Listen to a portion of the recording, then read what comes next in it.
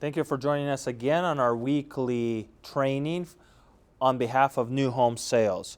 Our goal is that you as a real estate broker could slowly move your business more and more into the new home space. And if you watch one of our videos on why new home sales, we give a fairly good understanding of how the new home space complements your real estate business.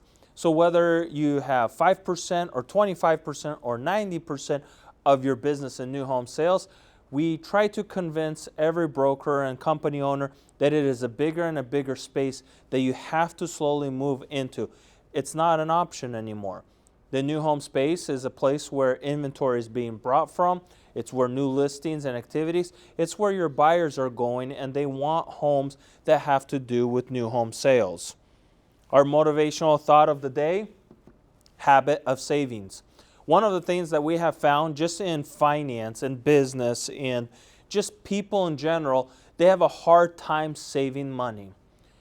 And one of the recommendations is create an account, a bank account, in another maybe bank where you're depositing like a payment to that savings account. But they say that it is very important to have at least 3 months of savings. If you're in business, 3 to 6 months is recommended to have in savings. Can your business sustain for the next 6 months? Do you have the savings? If not, you need to bring strategy to this. How are you going to save money for your business? How are you going to save money in your personal life? I always say, create a metal box that has no openings and just make a small opening and just throw money in there. Never knowing how much truly is there. But just, put $1, put 25 cents, put $100 in there. Just keep putting money in there, but never open it up. Just have the metal container. And you'll see by the end of the year how much money you can truly save. But be vigilant. Be consistent with it. Put money into that box. Put money in that account. Don't pull it out, but just put money in. And that is your strategy. Those who have saved or know how to save have gone so much further than those who don't. It's a habit that you have to develop. Saving is a habit. It's so easy having a credit card and just swiping it. It's so easy. Oh, I got the money to pay for it. Well, start removing that money from yourself and putting it in a savings account.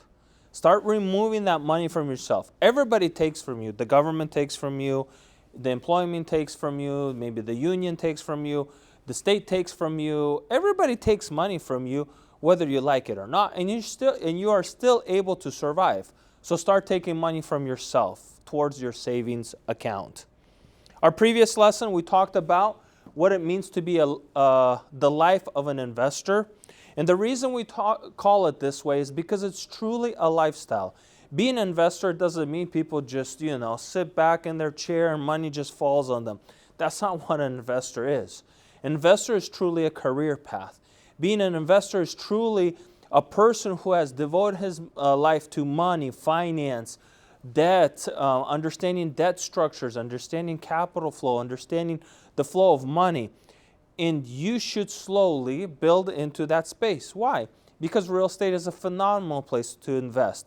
A lot of people who have invested in real estate, including myself, have made tenfold through their career. So if you're a real estate broker, you're selling homes to other people, sell a home to yourself. And understand that real estate investing is very important for you to buy real estate and hold it. But it's also important for your investor. So we talk about the life of an investor. The more you understand all these people's lifestyles, that's what we call life, the better you will be to do them service. Why do we talk about, here's a first-time home buyer? Well, because we're trying to teach brokers what is a first-time home buyer like, their lifestyle. When we say, this is a move-up buyer, what does that mean? That means a person owns a home and they're moving up or downgrading, right? If we talk about this is an investor, what does that mean? That means this person has taken his capital and wrapped it around in real estate. So you as a broker should learn investing and the laws of investors. Today, we talk about the life of a sales manager. These are the 4 developing stages in our new home training, and the first one is a life of a sales manager. Again, we use the word life to make an emphasis. This is your lifestyle. This is who you become, and it becomes you. It's not that you just do a one-off thing. This is really what you develop into. This becomes your life. So number 1 of having a life of a sales manager is motivating your sales team. You better be motivating people. You better figure out how to motivate yourself and then how to motivate other people. You better figure out how you're going to run this mile and how you're going to help 10 more other people run this mile. This is what it means to be a sales manager. You are motivating people every day. What does that mean? You get up and listen to music. What does it mean? You get up and go to the weight room. What does that mean for you? That you have to stay motivated. But that is part of being a sales manager, is being motivated. Number 2, admin tasks. There's nothing great if you don't have a strong back end. There's a whole front end in sales, but there's a whole back end. The whole back end, your admin team, is processing everything that you're bringing in as a salesperson or your sales team is bringing in. So it's really important to have systems, workflow, processes all figured out on the back end while your sales team is making a lot of grind work on the front end. So admin and having admin as your back team is crucial. Next is sales strategy and planning. How do we go make more transactions? So a sales manager always is on the lookout. What is the best way? What is the new trick? What is the new thing that is going to get us more business? Do we go doing door knocking, or we do this? For example, you don't want to go door knocking during the winter. Well, at least here, where I'm at, in the Pacific Northwest, because we get a lot less sun. It starts to get dark at 4 or 5 in the evening. It's really hard to do door knocking. But you know when door knocking is great? During spring and summer times. So why don't we put that as a strategy? That during spring and summer we door knock, but during the winters we cold call. Or we do outbound calling, or whatever. So we focus our prospecting in different levels because we understand that there's a different workflow during different seasons of the year. And this is strategy. So maybe we do a lot more recordings during the winter and more social media during the winter, but during the spring we're just, meeting more people face to face. So these are all strategies that you have to set and align yourself with what you're doing as a sales manager. Collaboration. Oh, this is so crucial.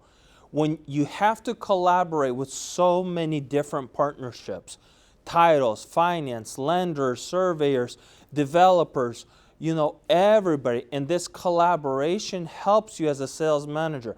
You need to be one phone call away from getting things done. So if I work with a surveyor and I'm calling him 10 times and he's not picking up, I need to be one call away from getting things done. I have a roofer, I have an electrician, I have a plumber, I have this guy. One call away and things get done. This is the level of collaboration that we need to have within our business. But if you're one call in or 20 calls in, I'm putting too much energy in trying to solve that problem. So I'm going to step back and find a guy where I'm 2 calls in and I get this thing done.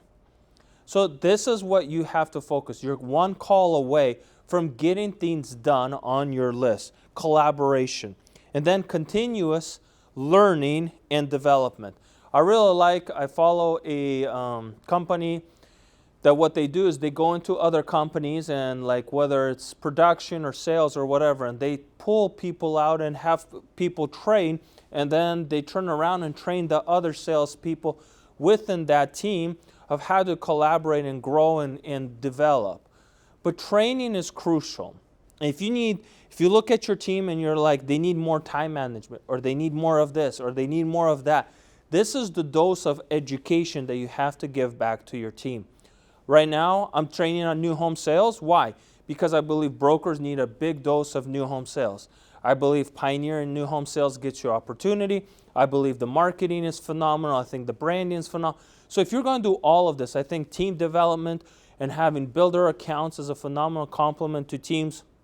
I believe offices like this one, if they're running a new home division, it's going to bring in business because people can see like there's huge collaborations between and networking power and all of this. So I see that if we develop this, we will grow into the space of new home sales.